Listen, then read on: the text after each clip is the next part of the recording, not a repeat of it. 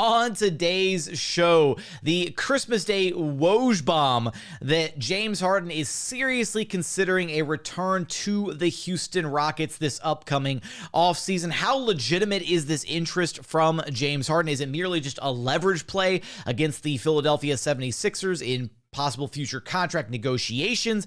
What would be the pros and cons of James Harden coming back to the Houston Rockets? We're going to break down all of that and more on today's Locked On Rockets. This is Mission Control, Houston. Ignition sequence start. The Houston Rockets select Jalen Green and Jabari Smith Jr. T-minus 15 seconds. Guidance is internal. Every time I step on that floor, I'm coming. You're getting somebody who's going to come in with a chip on their shoulder, somebody who's going to come in and compete from day one. 6, 5, 4, 3, 2, 1.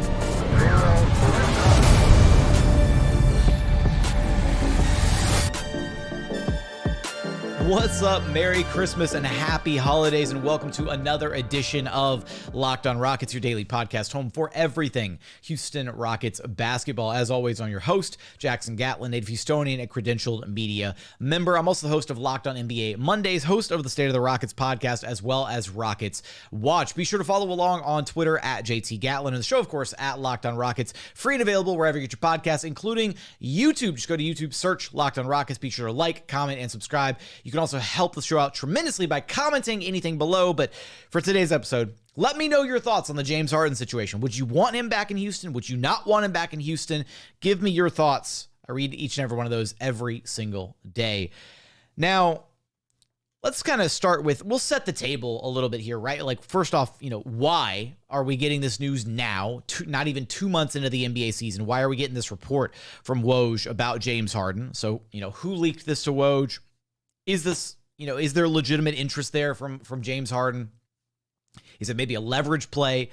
We'll take a look at the pros and cons of what a James Harden return would mean to the Houston Rockets. Pardon me. So this comes off the heels of last week's news that we did an entire episode on, myself and pardon me. Wow. Weekly co-host Ali Kambajani. We discussed at length kind of, the merits of what James Harden coming back to Houston would mean. And this was based on just gossip from ESPN's Tim McMahon, who is basically hearing, around NBA circles that James Harden back to Houston is a legitimate possibility. And now we have the legitimate Big J journalism reporting from Woj himself that it is legitimate. Woj specifically stating that James Harden is seriously considering a return to the Houston Rockets in free agency this July if he decides against a new deal with the Philadelphia 76ers, sources told ESPN. Harden and his inner circle have been openly weighing Houston in recent months, sources said, a remarkable possibility given that he requested and received a trade out of the franchise less than 2 years ago. So that's kind of setting the table here. Now, of the remarks throughout the article by Woj, I think there are couple things that stand out here, and this is the biggest one. The article closes with, for all of Harden's history and connections with Sixers president of basketball operations Daryl Morey and CEO Tad Brown, his working relationships with Embiid and coach Doc Rivers resemble something closer to a work in progress. The Sixers gave up significant assets to acquire Harden, and he's expected to remain a priority to re-sign on a new deal for a second consecutive summer. That doesn't exactly sound great, and it sounds like the framework being laid for, maybe just Harden is not super bought in on what the Sixers are doing. Maybe he's not getting along with Coach Doc Rivers or Joel Embiid behind the scenes.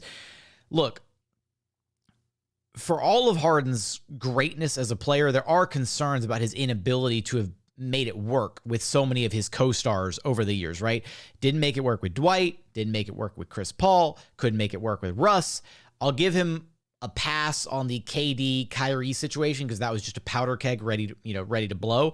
But now if he's not able to make it work in Philly with Embiid, a top 2 center in the league, Tyrese Maxey, budding star, he's got Daryl, he's got Tad, he's got PJ Tucker, he's got Daniel House Jr. Like, he's got, this whole roster that is just made and catered to him and Embiid. I don't know what it says about Harden. Like, maybe he's just tired of trying to chase for that ring, right? Maybe this is just his, a signal of his where he's just like, he could keep ring chasing. He could keep competing out east. Maybe he sees the writing on the wall with how good the Celtics are and how good the Milwaukee Bucks are, and just the how difficult it would be to kind of climb the mountaintop and win a title. And maybe he just wants the comfort and the control of coming home. He's spoken, at length about the fact that Houston is his home. He still has family that stays here. He's still very connected to the city, does philanthropic work, spends a great deal of his time here in the city when he can. So maybe he just wants to come home. Maybe it's as simple as that. Maybe it's not all about, the accolades and ring chasing and, all of that. Maybe he doesn't care about that anymore. That's a possibility, but I think when you're trying to look at who leaked this to Woj and where this information comes from, I think that the only possible explanation is James Harden's camp, right? Like, this had to have come from his inner circle. This had to have come from guys close to him, which I think means that there's legitimate interest there. And the only other flip side of it is maybe it is a leverage play, right? Maybe this is all just smoke and mirrors and James is perfectly content in Philly, and it's just a leverage play, albeit 7 months out is a little peculiar, to kind of start setting the groundwork for Harden to get what is going to be his final big contract from the 76ers, because it's not like there's going to be a big market for James Harden. Teams, clamoring over themselves to try and sign him to a max or a near max deal. So maybe this is just, all smoke and mirrors, and it's not legitimate interest. Although James Harden was asked about this, this reporting, this article in the post-game presser after his Christmas Day win against the New York Knicks. And he had this to say, which didn't exactly get rid of the rumors, I guess. I'm here. We're playing very, very well. And I don't know where that report came from, but I'm excited to be here, and we're playing well, and we're continuing to get better. So James didn't exactly deny the report. He didn't come out and say, I never said that. I want to be here in Philly. We're playing well, kind of an answer, but it was a non-answer at the same time. So maybe that lends a little bit more fuel to the fire, if you will, on the legitimacy of this report and his possible interest in coming back to Houston. He was, when he was here recently, when the Sixers played the Rockets, few weeks back, he was incredibly complimentary of the Rockets' young core, of Jalen Green, of Kevin Porter Jr. And look, this comes off of, he hasn't even been gone more than 2 years, right? It's been less than 2 years since James Harden was traded.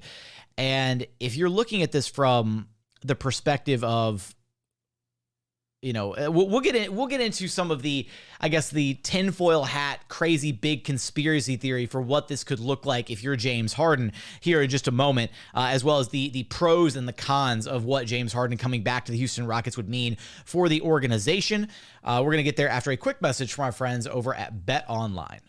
BetOnline.net is your number one source for all of your sports betting info, stats, news, and analysis this season. Get the latest odds and trends for every professional and amateur league out there, from pro football to college bowl season, basketball, NFL. They've got you covered for everything over at BetOnline. It's always the fastest and easiest way to get all of your sports betting info. Right now, you can head over to BetOnline to take a look at who the odds-on favorites are to win the NBA title this season. The Boston Celtics leading the way at plus 350. Milwaukee Bucks right behind them at plus 550. Brooklyn Nets at plus 1,000. And you've got the Golden State Warriors at plus 1,100, and rounding out the top five, the LA Clippers also at plus 1,100. So for all those odds and more, be sure to visit betonline.net to learn more about the trends in action available to you. BetOnline, it's where the game starts. And continuing on here at Locked On Rockets, your daily podcast home for everything Houston Rockets basketball. Now, as we're navigating this whole situation with James Harden, we'll get into some of the pros and cons. I remain still maybe not as staunchly against the idea of James Harden returning as I was last week. I still don't necessarily think it's the right move. I think the draft is going to play a significant role in who the Rockets bring in, and we'll talk about some of that as we navigate the rest of this episode, some of the hypothetical pathways that would make sense for a James Harden return versus situations that wouldn't necessarily make sense for a James Harden return. But how crazy is it to think, because we've done this speculation before on this very show, of what if there was just an under the table, like wink, wink, nudge, nudge agreement between James Harden and Rafael Stone, where he understood that Houston was no longer in a position for him to compete for a title. And so he requested the trade. He got jettisoned and allowed the Rockets to recoup a significant number of assets, allowed them to bottom out for a couple different years, right? So he gets traded for 8 first-round draft picks. Rockets bottom out for a few years.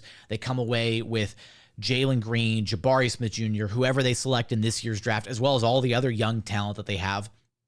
And then there's an understanding that James was going to go away for, a couple seasons, 2-3 years, and try and win a title. And if he couldn't get it done, then that he was always going to come back. What if this was just a behind closed doors understanding and just the craziest tinfoil hat conspiracy ever? Because then you would have effectively traded James Harden, gotten, Brooklyn didn't even get a 2-year rental out of him, right?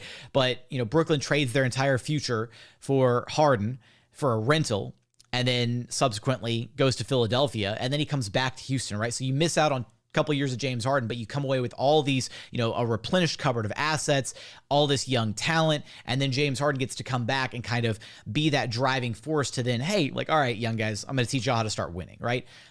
That's a possibility that's in play at this point. There are some negatives, but that in and of itself as a conspiracy theory, as something that was maybe, agreed upon way back when James Harden originally forced his way out of Houston. I don't know. I maybe don't subscribe to that notion, but it's kind of fun to think about if that's actually how it all ultimately played out. And you got to think how crazy this would look for the Rockets and for Rafael Stone if he was able to pull this off, right? Where you not only trade your franchise star, you get all these assets back, you bottom out, you start drafting all this young talent, and then to recoup that exact same star just a couple of years later, Rafael Stone would look like an absolute genius by the end of all this when it was all said and done.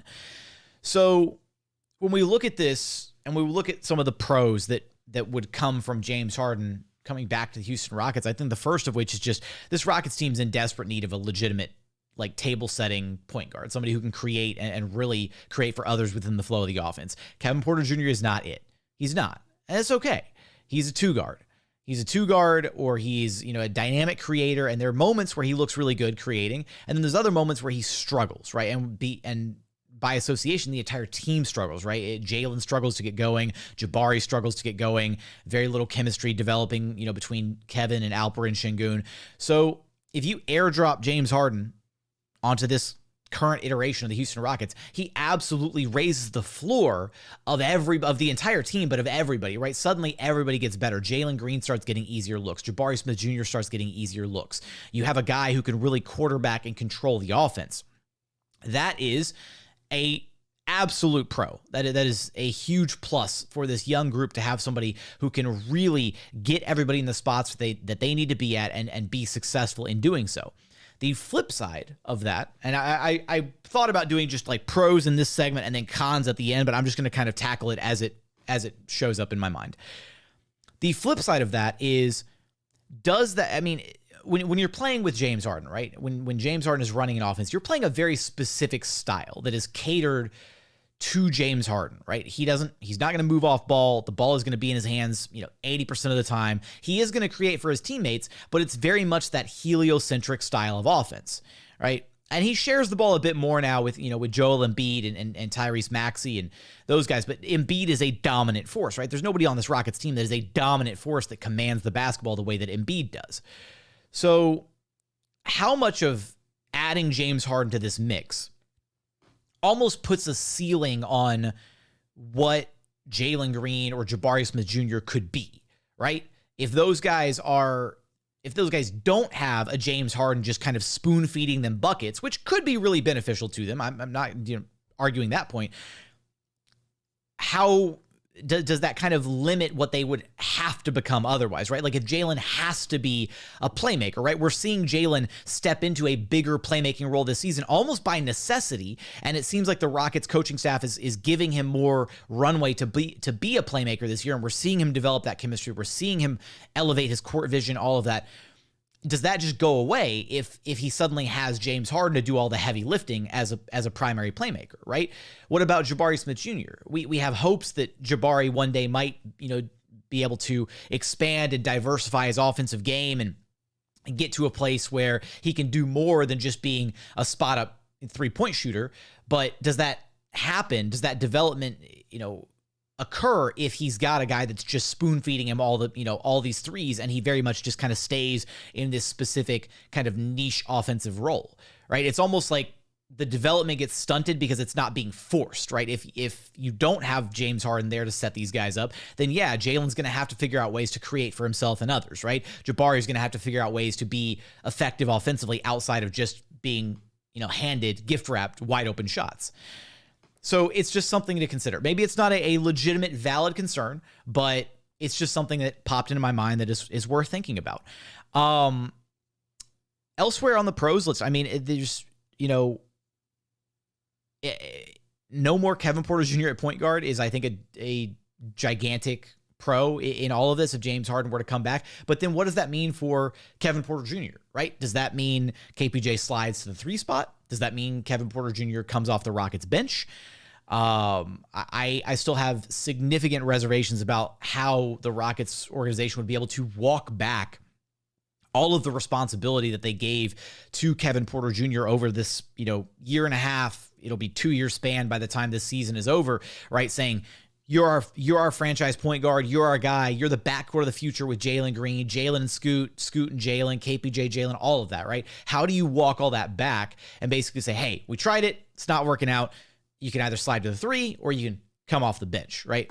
I don't know. Those are, I don't necessarily know if either of those options would ultimately work out very well. It is also worth noting, though, that further down the line, Harden could opt to just sign in Houston outright.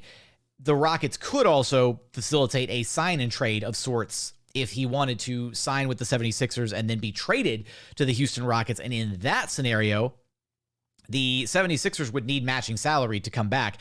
And KPJ, starting at the beginning of next season, is effectively a $16 million expiring contract. So there's a very real possibility where some combination of like Eric Gordon and Kevin Porter Jr. and some remaining salary elsewhere, whatever, could all be packaged together to trade for James Harden, almost as a way for Daryl Morey and the 76ers to maybe save a little bit of face rather than letting James Harden walk for nothing.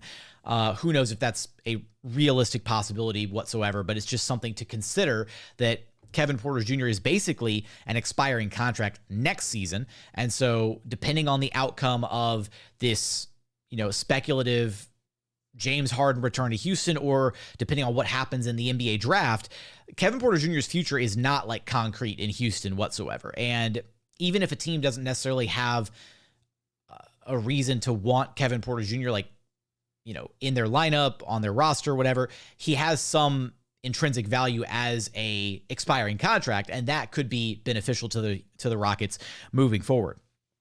I do want to talk about some of the kind of pathways and impacts that the draft would have on this entire scenario, right? What would need to happen in the draft to make you say, oh, absolutely, definitely bring James Harden back to Houston, versus what would happen in the draft that would make you go, you know what? We're all good on James Harden, right? What outcomes would we need to see happen for different kind of different alternative routes in this whole speculative process of whether or not James Harden, coming back to Houston is the right or the wrong move? I want to talk about that, but first, today's episode is brought to you by NHTSA. Look, it can happen really easily, right? You're out with your friends or maybe some coworkers after work, and you're putting back a few drinks, right? And a few becomes a few too many, right? You go a little bit over your limit.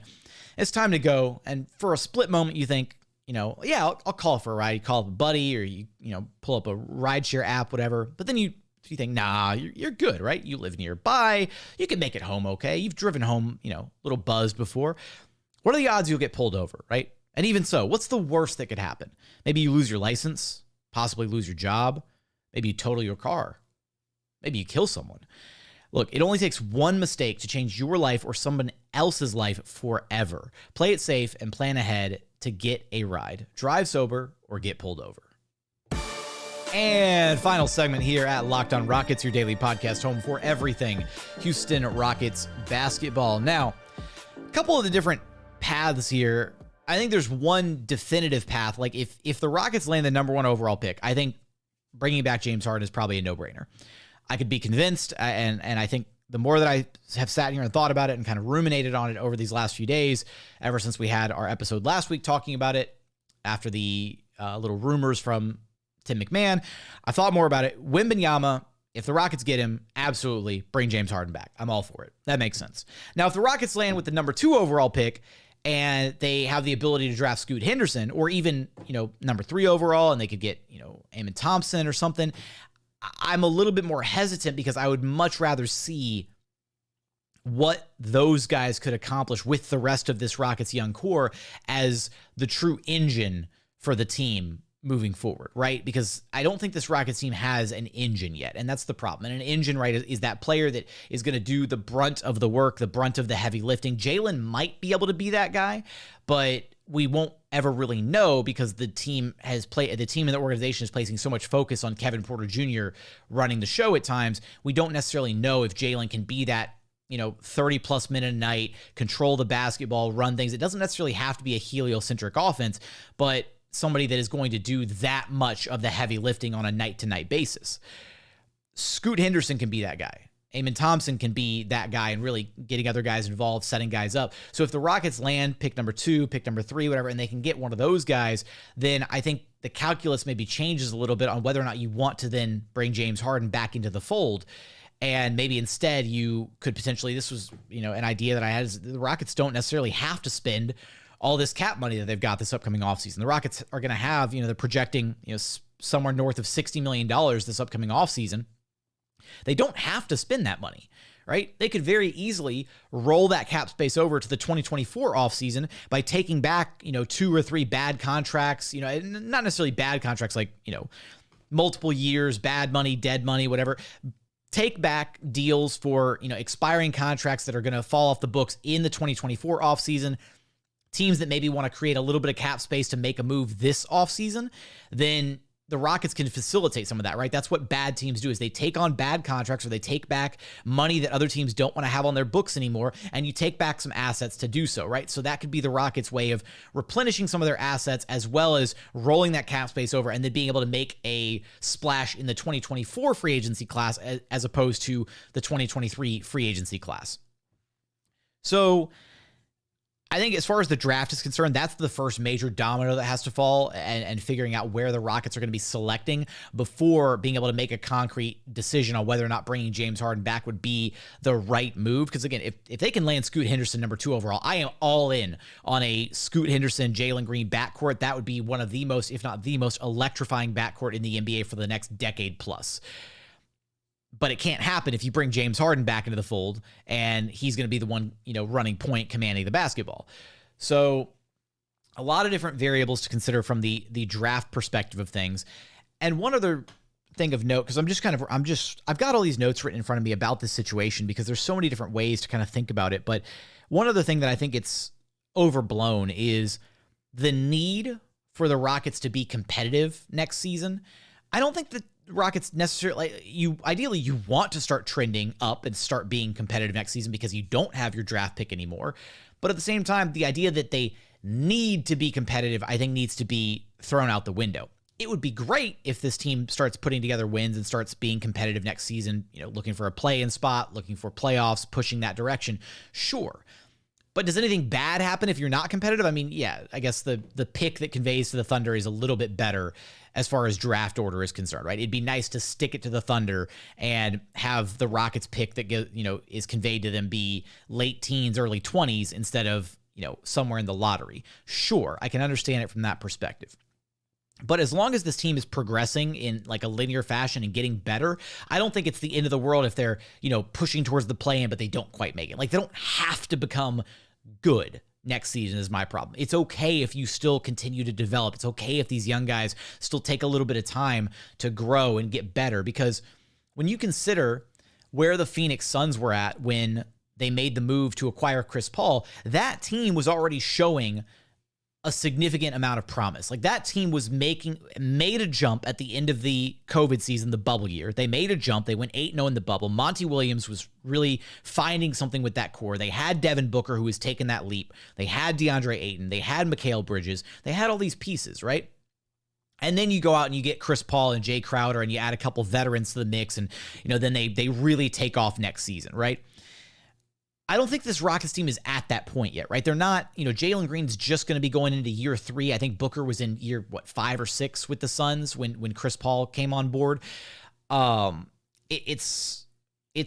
are some parallels to those two situations, but this Rockets team doesn't have their identity yet, right? They don't have a culture that is already kind of forming that an established star can step into and also help elevate that culture, elevate the identity of a team. That Suns team, without Chris Paul, would have continued to make a push and be relevant the following season, right? After that 8-0 bubble stretch and how good they looked the following year with CP3 added, they would have still been a good team that season.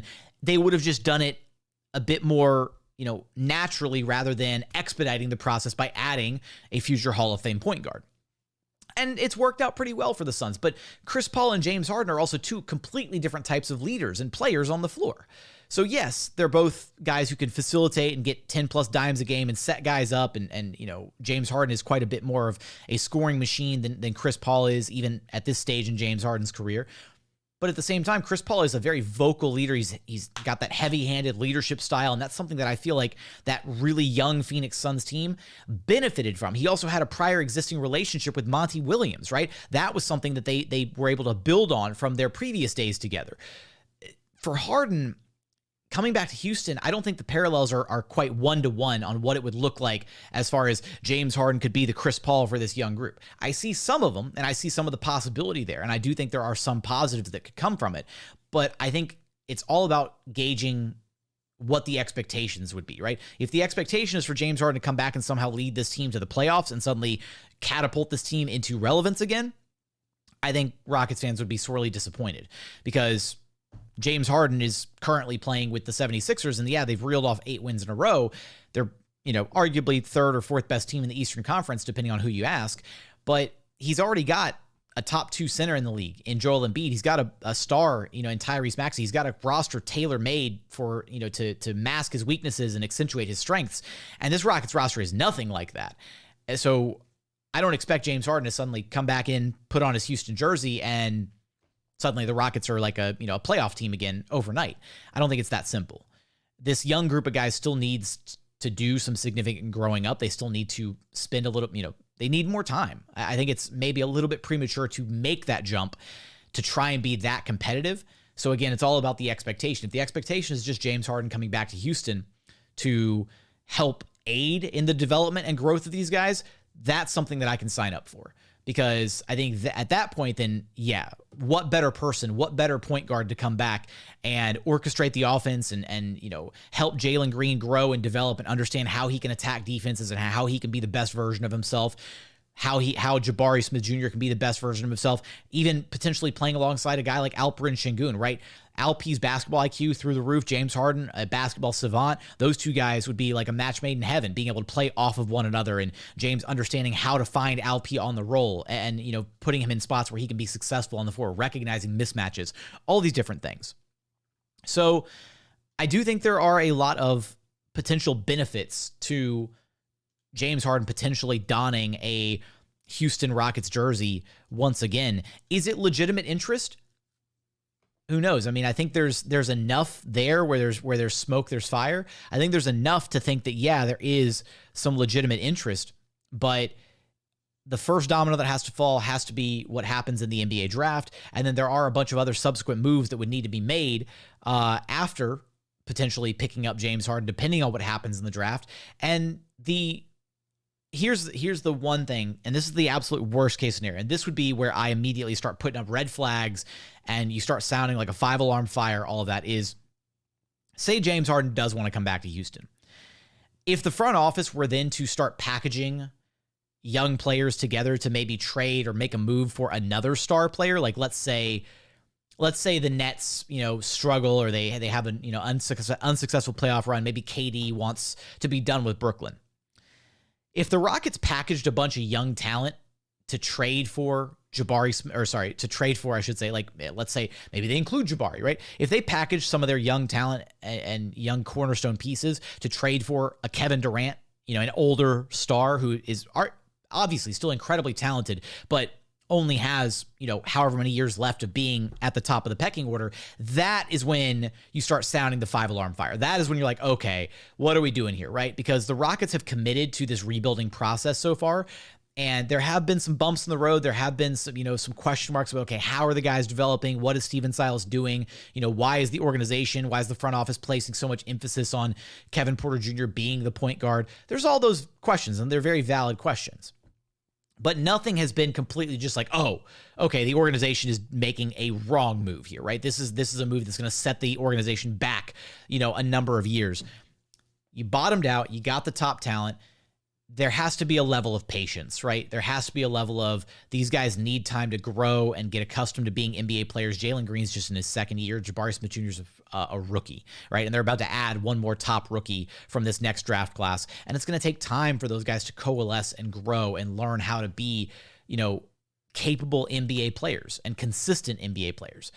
Is Silas the right coach for that group? Who knows, right? Is this front office, handling things the right way? Are they prioritizing the right guys? As far as this development is concerned, who knows? Those are still some significant question marks. But as far as James Harden is concerned, I'm still leaning more so towards the side of bringing James Harden back to Houston isn't necessarily the right move. But again, it all depends on how the draft plays out. It kind of depends on a variety of different factors, I guess. It could also depend, if the Rockets suddenly string together a bunch of wins to end the season, if they start to galvanize and come together and coalesce, then yeah, maybe this team is ready to take a significant leap next season. So there are still a lot of different factors at play. Of course, as we navigate this situation and keep tabs on, how legitimate Harden's interest is in coming back to Houston, we'll keep you up to date on all of that here at Locked On Rockets. But as always, appreciate you for checking out the show. If you haven't done so yet, please consider subscribing wherever you listen to your podcast. That's Apple, Spotify, Google, the Odyssey app, free and available on all podcast platforms. We're also available on YouTube. Just go to YouTube, search Locked On Rockets. Be sure to like, comment, and subscribe. But as always, thank you so much for watching. Thank you so much for listening. And we look forward to having you back right here at Locked On Rockets, your daily podcast home for everything Houston Rockets basketball.